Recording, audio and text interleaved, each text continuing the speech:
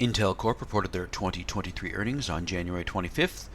The chipmaker continues to struggle with revenue and profitability, and first quarter 2024 guidance doesn't see that changing in the short term. The market seems to think so too.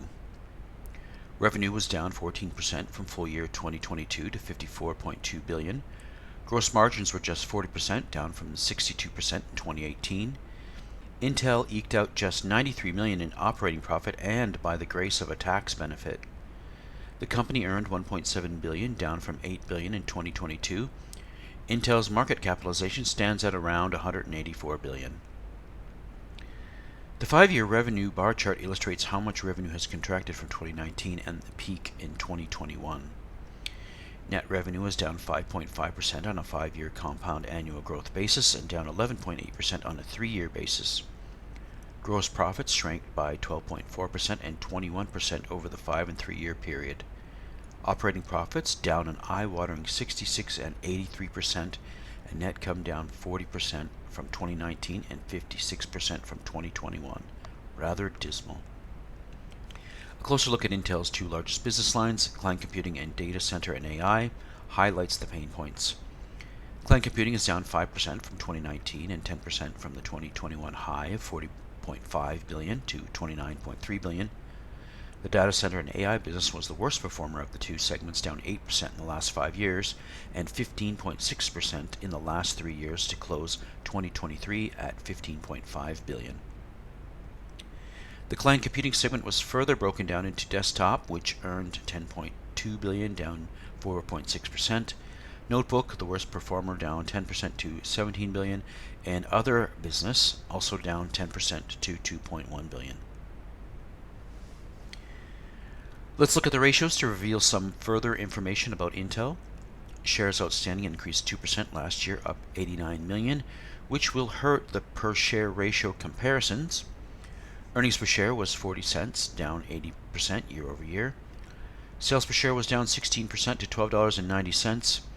Cash per share was also lower by 38% to $1.68. Book value came in at $25.07. The PE of 109 is far higher than the overall market at 26.5. Intel is overvalued. PE growth is negative 1.37. The debt ratio improved to 0.25 as total assets grew faster than debt. Debt to equity at 0.44 was worse, however, as debt grew faster than equity. Turning to short-term liquidity ratios, Intel is in good shape to service that. The current and quick ratio are about 1.54 and 1.01 respectively. The cash ratio is just 0.25, however.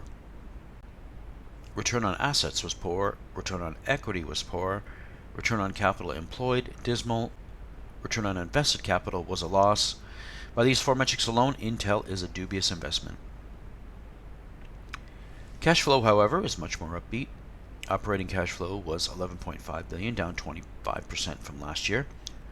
Investing outflows were $24 billion. Financing cash flow was $8.5 billion, largely due to issuing new debt. Free cash flow to the firm, though, is a healthy $7 billion. Intel paid a dividend of 73 cents, yielding about 1.5%, though it was reduced by 50% year over year. Intel's enterprise value is around $224 billion, giving it a 4.1 multiple to revenue and a 32 multiple to free cash flow.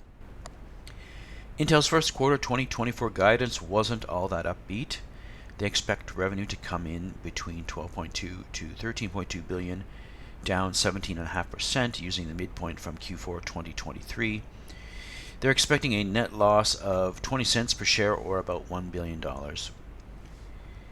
Key takeaways from the report on the pro side is that Intel does have good cash flow.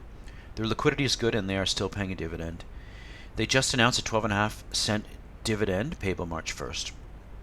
On the con side, however, revenue has been falling for 3 years. Margins are contracting.